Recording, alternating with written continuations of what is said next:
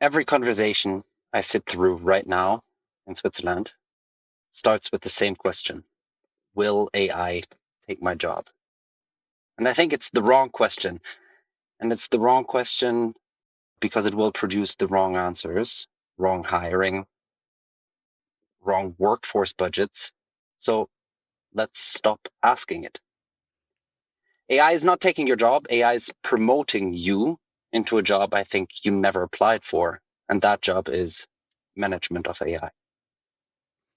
And management of AI means promotion. And this promotion is something that arrives whether you asked for it or not. So every knowledge worker right now is a manager, and not of a manager of people, but of AI agents, of models, of automated pipelines, of scripts that produce work at the scale that one person could never produce alone. So today's show is about the shape of that role, what it looks like, what breaks, and what a Swiss executive should do about it on Monday morning.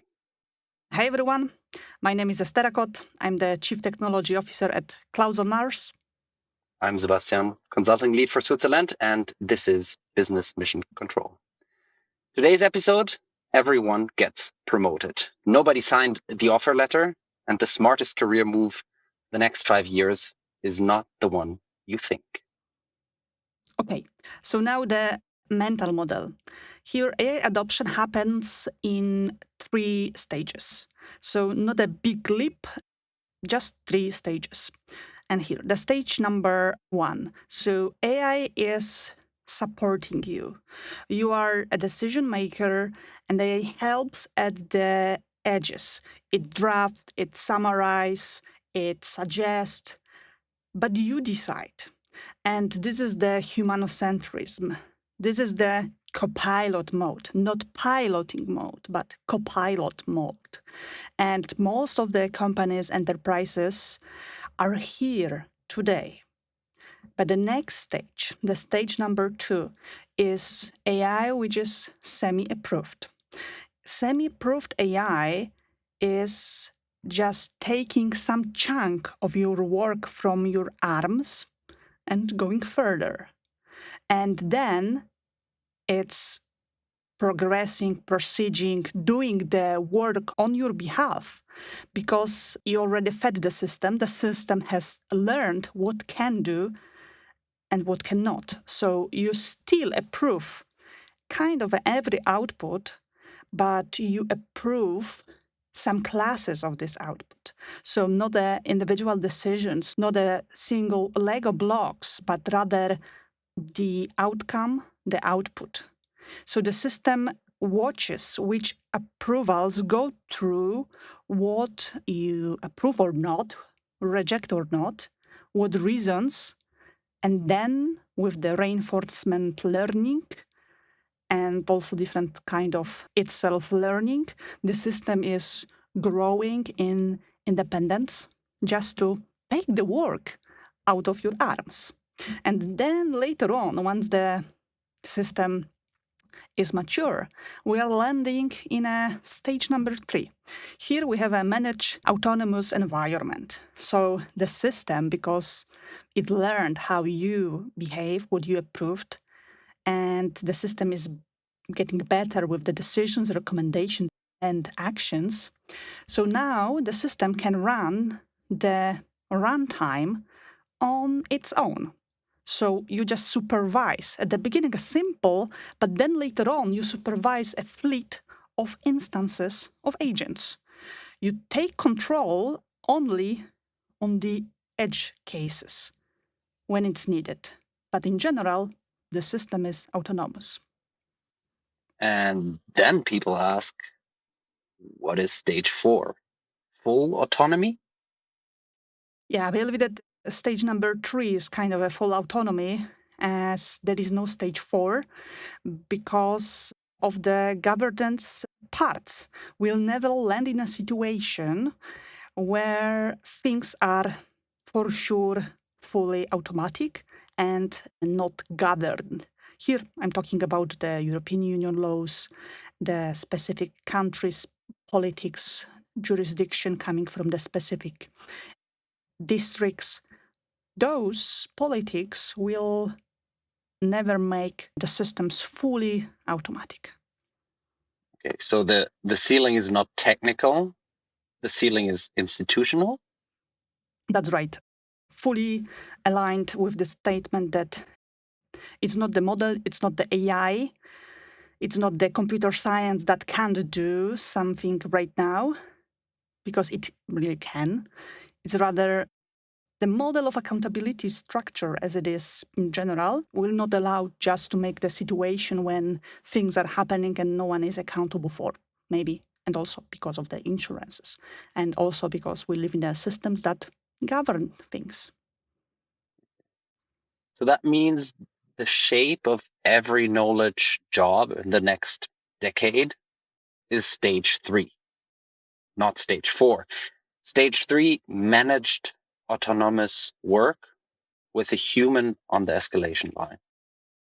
I think so, and that this is exactly where we are going to, knowing also a few cases coming from the autonomous industry, which are showcasing that basically AI is ready to be autonomous, to monitor itself, but will stay on the stage 3 just because of the law and how we want to use the technology in general. So let's talk about maybe 2 cases, right? Both are already online, both are shipping, not tomorrow, they are here today. Can you talk us through those? Yeah, happy to. The case number 1 is Waymo, so autonomous vehicles running in Phoenix, San Francisco, Los Angeles, and the car drive itself. And again, I had the pleasure to sit inside. It was a interesting experience just to see that no one is holding the wheel. And in general, at the beginning, I was thinking that yes, I'm alone there. But the reality is that behind the car, in the office somewhere, there is a specific human being. And the role of this human being is, yeah, being an operator. Operator is not driving a car, operator is just supervising. So the person is usually starting from monitoring one, one car, one instance, and not being overwhelmed with a few ones at the beginning. He or she will operate two, three, and so on cars at once at the same time once the confidence is growing, and the confidence related to precision, confidence related to accuracy, confidence also related to reviews coming from people who are using that. So it's kind of an experiment that people are participating in, giving the data. The data is fed to the end model. And then because of that, they can grow and become an operator of 50, 30, 50 Waymos at the same time, and just reacting when something on the edge is happening. Some confusion that the model didn't predict, or the model doesn't know how to behave. Okay, so we start with maybe 1 car per operator and then scale to 2 to 4 to 6 and so on. As the confidence goes up, we trust the system enough to increase the number of cars that a single operator is responsible for. As the edge case rates drop, he or she can administer more cars at the same point in time. But we never Exactly. get rid of the operator, right? So there's never this stage for pure autonomous driving. There will always be an operator sitting somewhere remotely who can take over. Yes. Again, to have a fully autonomous world, I would believe that will happen in maybe 200 to 300 years. May happen or may not. Why? Because right now, as of 2026, when you finish the law or the medicine, you still honor the rules that are coming from the Roman Empire, meaning that human is in the center and there are some ethical rules that we follow. and human being is basically approving. So the technology serves human being. And here, the operator's job is not to jump in and drive, is to catch moments where car doesn't know what to do. And then they can help with. And I had such a situation when I was passing a Waymo and the road was super narrow because there was a truck parked on the lane that Waymo was coming. And what I did, I was driving from the opposite side. I put myself on the very right side. I've seen that basically because I was passing the Waymo and also the truck that parked there, Waymo stopped and didn't know what to do. As a human being, I would stop and turn back, meaning that use the R and go back just to bypass additional new car and then continue the road. The reality here that during such a situations, unusual, the operator is needed just to jump in and clarify. Plus, also remember that each case is a new material for retraining the models. So in the future, once there is a similar situation, what will happen? The model will capture what to do and then behave alone. So the need for operators will go down, but at the end, those are people who are accountable for that fleet of cars. So for those models which are driving. So you mentioned two things, right? You said the operator's job is not to drive, but is to catch the moments where the car doesn't know what to do, right? So the exception cases where you encounter a construction site that has not been observed before, a police officer who waves traffic through a red light, and it's like, should I follow the policeman waving or should I follow the rules of the red light and stop? So that's stage 3. The car does the routine, the human does the exception. But you also mentioned something else that I want to maybe poke into. You said that we are still fundamentally obeying Roman legislation in making humans the accountable entity for actions. Though, I don't know when that exactly happened, probably in the 17th century, right? We created the idea of a legal entity, and companies can do things nowadays that historically were reserved for individuals and human beings, right? Yes, That might evolve. Curious to exactly. see. That's why I mentioned a few hundreds of years. And also, I would take a look at on that aspect from geographic perspective or economic perspective. There are some countries which may be more willing to jump in and risk appetite for changing the law and allowing those autonomous systems to exist. But I would not anticipate that it's going to be in general adopted. If the country is missing the human forces, workforces, they may be willing to use robots. But in general, the main purpose of running a country is to grow the country and provide human beings with a decent quality of life. And that's why I would suggest searching and observing the politics among some states or some countries which are allowing for a broader use and defining who is accountable for what, plus also changing the way how insurance companies are working and how the law system is working. But in general, as for the entire population, I do not anticipate that those things will happen soon, mostly because of those constraints that even though the technology can do something, humans are accountable for the signature and end result. That's why they are verifying. So basically, yes, we are operators or we are copiloted, but not piloted. The same is with airplanes. Pilots, they are using copilot or autopilot, so some system that is helping them to travel during the mist or when the weather is bad.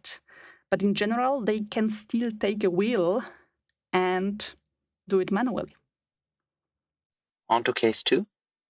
Yeah, the case number 2 is related to, kind of my passion hobby as it's related with empowering radiologists. So very different domain, but the same shape. So Today, a radiologist reads about, in general, 2 cases every hour or per hour. And reading means opening the scans, looking at every slice from MRI, CT scans, and different medical results, thinking and talking, consulting, considering different diagnoses. At the end, putting the diagnosis, writing the report, signing that up. And in the near future, speculation is rather also the experiments that are happening across the globe. We'll have a case when a radiologist is just signing off 2,000 results, diagnoses, coming from auto detection system that is basically doing things on the behalf of the radiologist, but the radiologist is signing off. So here a model is flagging, going through all of the medical data, all of the slides, all of the images, then flagging what looks normal and what looks suspicious. Then later on, another model is doing the detection of the specific organ, segmentation of the specific tumor, and so on. So as we have a lots of different models for doing multimodal ill detection or tumor detections. So here, radiologist is getting the output coming from the AI system. Ideally, a few models that are doing also the debate between them, whether it's accurate or not, explaining the results. And the radiologist is, copiloted, meaning that having some, in general, recommendation, signing off, and in the ambiguous cases, then going end to end. But in the case of a few models which detected zero probability of any tumor, why to spend the time on that patient data? So that's the reality and the prestigious service that in the future we would like human beings just to review, but AI will help with delivering this service on scale. And we may say that, yes, we want to keep human beings doing this job, but take a look and take a perspective of the countries where no one wants to be a radiologist because of the huge accountability versus the salaries which are similar to jobs with lower accountability, or countries where just there are no people or education to do this job. So that's the future that is coming.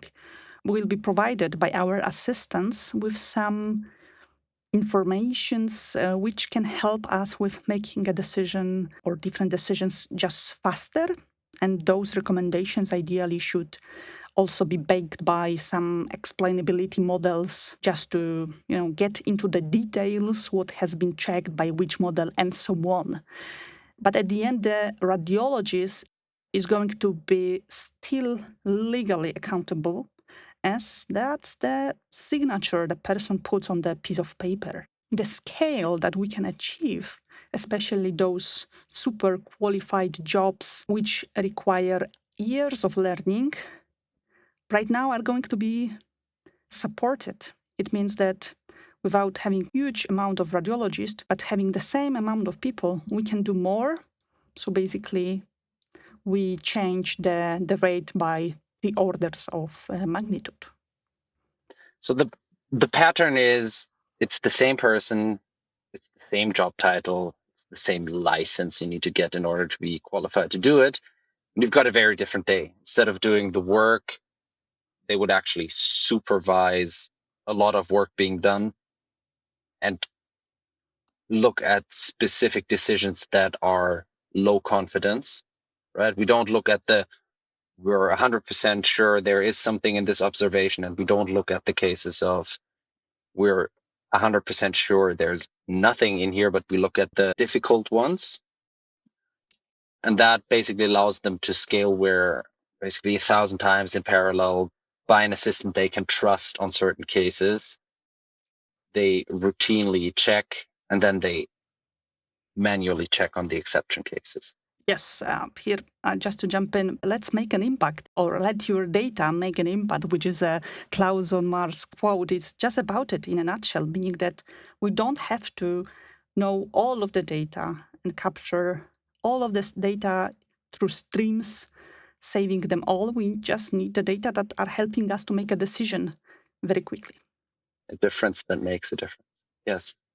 And that's not a metaphor, right? That is what every knowledge job is going to presumably look like in 5 years. Whether you look at the lawyers, the accountants, the tax advisors, the credit analysts, the compliance officers, you're going to be not only doing the work, but you're also going to be responsible to supervise a fleet of instances of the work being done. Exactly. Good.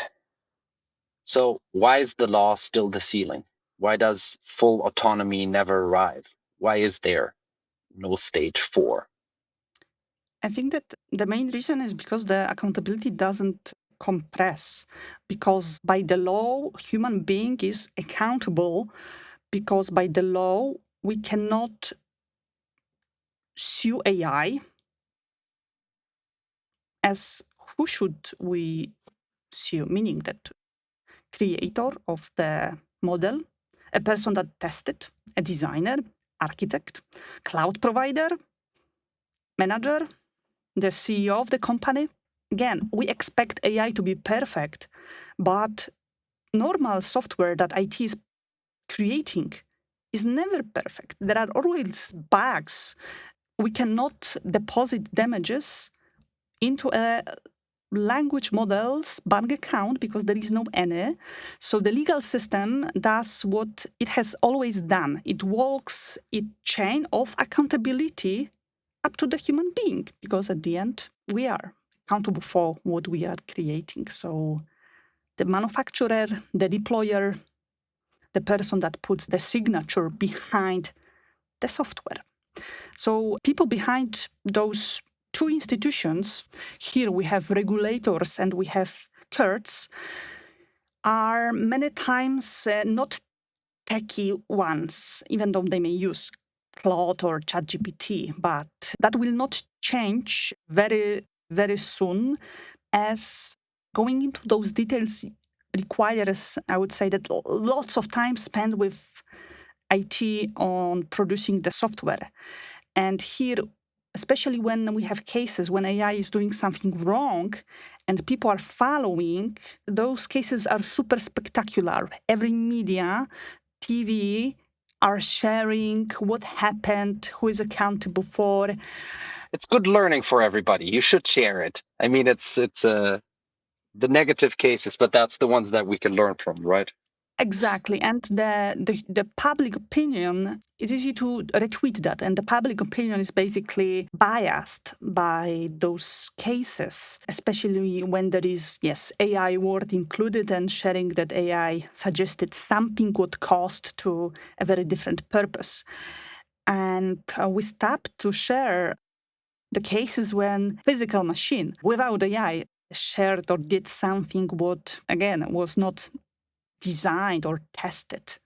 So it's very easy and cheap food for being a star and commenting, rather than being fact-based and remembering that AI is also a software, and some models are open source. You don't have to pay for it, and you start using that AI. Open source AI will suggest you something, you will do it. The result will be not a happy one or not an expected one. Who do you want to shoot? Meaning that the open source software or the community. So it's rather about the definition and circling back. What's the accountability? Are we forced to use AI? No. Are we encouraged? For sure. So let's take accountability for using, knowing that it's a piece of software. We as human Yeah. beings are making tons of mistakes. So why we do expect AI to be perfect? Yeah. So you're saying there might be something like an availability bias because press obviously is gonna reproduce the negative cases more than it will talk about all the mundane tasks that are being assisted and to a large degree driven by copilots and only supervised by people. And that potentially means that the ceiling is actually getting lower, not higher. So every time an AI incident lands on the front page, we are increasing scrutiny around model usage rather than opening up to it. And probably also where you sit will change how low or high that ceiling is, right? That's going to change depending on your location. Obviously, there is countries that are tighter in regulation, and there's countries that are more risk taking.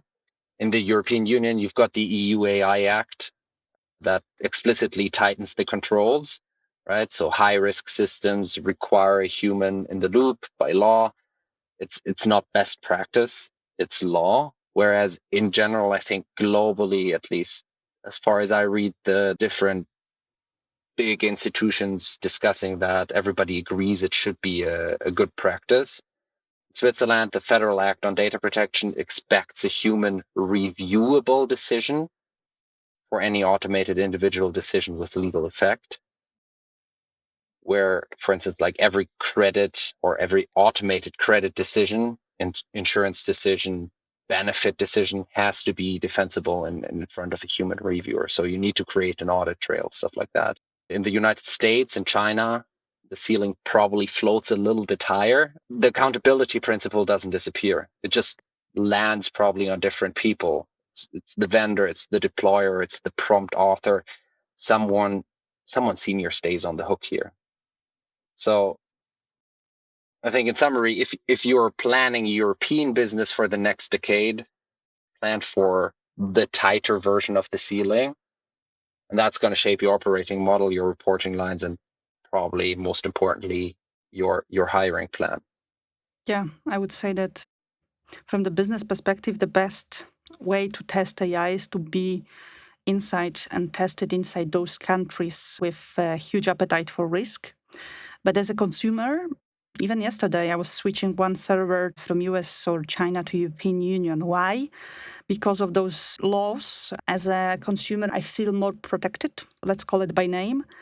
It also means and puts the fundamental question how the Europe can speed up the experiments in such a regulated environment, how we can become competitive when there are so many papers to fill up, so many tests to do before we can go to production with some AI-based system. But in a nutshell, I would also like to emphasize the critical role of the institutions which are testing, claiming, supervising some technologies, solutions which are used in production, which are used by human beings and where AI is behind, because majority of us are using cars with some tempomat, and if there is a failure in the system and we have hopefully not a big one but some incident, who do we sue? There is a homologation institution as well in every country and so on, but you can take this perspective that the more kind of a regulator or the more tested, that's the thing, the more tested the solution is, the more confident the end customer, consumer is about the safety. And through the safety, yes, we build the trust, and the adoption of AI can happen only when there is a trust. Also, for testing, we need an option, right? Somebody needs to do the testing somehow. Yes. But I believe there are lots of people who are willing to, take the adrenaline Yeah, and test whatever the tool and the solution yeah. is about. But yeah, full autonomy is not here. It's rather managed autonomy. So yeah, we can sit comfortable. Here comes the auditor pivot of the discussion, right? I used to work as an auditor for one of the big four in the beginning of my career. The received wisdom that I get right now from many around me is that automation is bad news for the auditors, right? For the big four. Like bad news for internal controllers, bad news for the GRC teams, right? The governance, risk, and controls. the assumption is they're going to automate away the checks, they're going to automate away the reconciliations, they'll automate away the audit trail generation and checking. So their jobs must shrink. I don't think that is what will happen. I think the opposite is. Because all the auditors who currently are fearing for their work and are afraid that autonomy is going to take away their jobs, they're going to be in huge demand because they are the only ones, or they are the best positioned ones to establish and design control systems cleanly. Why? Because I think stage 3, as you described it, right, requires controls, requires the operator to engage when something is Yeah. an edge case and goes off the beaten track, right? As long as the model is running the routine, it's all good.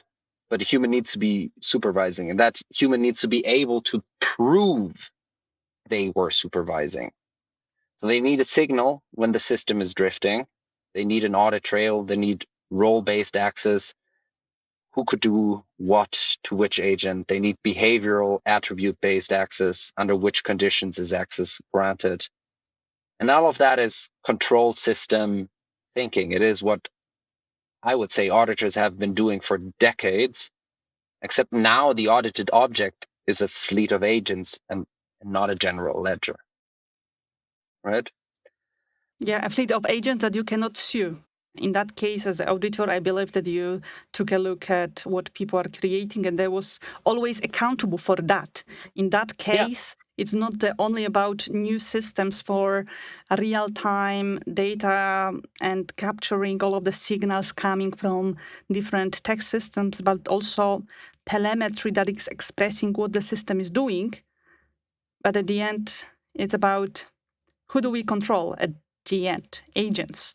So much more data plus something what we really want to verify in terms of the precision. And it's easier to change, I believe, that fix an error coming from human being rather than an error coming from AI. And you'll always want what I call a neck to strangle, right? You want to be able to identify the person who ultimately is responsible for what's happening on the ground. Yeah. Now, if we look at a governance stack of a, let's say, Microsoft heavy Swiss enterprise, maybe you have purview labeling your sensitive documents so that the AI knows what it can and cannot see.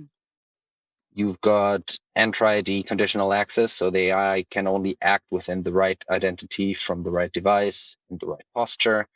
You've got maybe Defender for cloud apps to catch shadow AI usage in your population. You've got Sentinel and the Security Operations Center picking up the audit trail. And on the horizon, then you've got something like Microsoft Agent 365 as the registry that tells you which agent or which agents your organization has deployed and who owns each one. If I look at that, to me, it does not look like a stack that an engineer would build. It's a stack that an engineer builds with a senior controller. Like an engineer on their own, I would assume, would come up with a simpler, maybe less controlled version of making that system run. Every hyperscaler, every enterprise is landing the same architecture with different names on the boxes. And the pattern is just a pattern. So someone who is a senior has to be responsible for what the agent is doing. There are some politics that are controlling that. And that person needs to get things delivered in a shape that can be defended, or it's possible to make this case defendable by the controller. So the career call, and I think that is the line I want every listener to take home, is if you are a senior control system thinker today, an auditor, an internal controller, a GRC lead, a risk officer, I think you are in a growth job for the next decade, not a shrinking one, because nobody is putting that aside. It's becoming more prevalent. Yeah, and by the way, are you looking for hiring for this job? As if so big good luck. They're about to be severely contested hires in the Swiss market. So here are the 3 concrete moves for Swiss B2B or B2C for any Swiss leader listening right now, right? Move 1, I would say stop budgeting for headcount reduction. That is the wrong number. You're not shrinking, you're reshaping. The 2027 workforce plan you're writing right now needs a role mix column, not just a body count column. Governance and controls roles up, manager of many agent roles up, individual expert roles only as a fraction of the total count would go down, but including the agents for sure going up. The move two is invest in span of control redesign. I think managers in stage 3 of the organization, where we've got this supervised, governed autonomy, those managers do not supervise fewer people. They supervise fewer people and many more agents. And that changes the coaching conversations. That will change the performance review conversation, the compensation conversation. I think nobody has really proven and battle hardened playbooks for this yet, but whoever writes your first the quickest and then is able to improve on that will probably win the war for talent. Then move 3, hire the auditor. Not next year, this year. I think the pipeline is drying up. Every controller with strong systems thinking is about to have 3 job offers on a table. And even with them becoming managers of agents, they will still need to be in control. So that would be my 3. The reshape, I think, is not a spreadsheet exercise. It's a career conversation that needs to be held with your most senior individual contributors, and probably better to have it next quarter rather than next year. Definitely. So 5 things to remember out of today's podcast. The ceiling is institutional, not technical. So for the full autonomy, one day it may come, but it's not arriving and not anytime soon. So the stage 3, which I've mentioned, so manage autonomous, is the designation and destination and the design for now. The number 2 is that every knowledge job becomes a management job. So you become a supervisor of a fleet of instances of work being done by agents. So you catch exception, you set the rules, guardrails, and you sign the escalations. Just that. Anything from your side, Sebastian? I think learning number 3 would be sovereign accountability, and that's a board level decision, right? The EU AI Act, the Swiss FADP, they make the ceiling explicit in Switzerland and Europe, and your operating model needs to survive within that ceiling. So choose your automation architecture with your local regulation in mind. Good. So number 4 would be life critical and regulation critical workflows. Keep a human being on the signature for sure, like radiology, oncology, credit, insurance, benefits, legal. There, the signature stays with a person. What changes is the rate, as they can do more with being copiloted. Yeah. Finally, number 5, the auditor is a growth job. I think every controller with a strong system thinking mindset and capability is about to be the most contested hire in the Swiss market. And I think that also needs to potentially reshape the span of control for those people are gone from and the job market dries up. I'm Estera. I'm Sebastian. And this was Business Mission Control. We show notes, we show sources, we show the public transcript. Per each episode, you will find them in the description. See you in the next one. See you soon.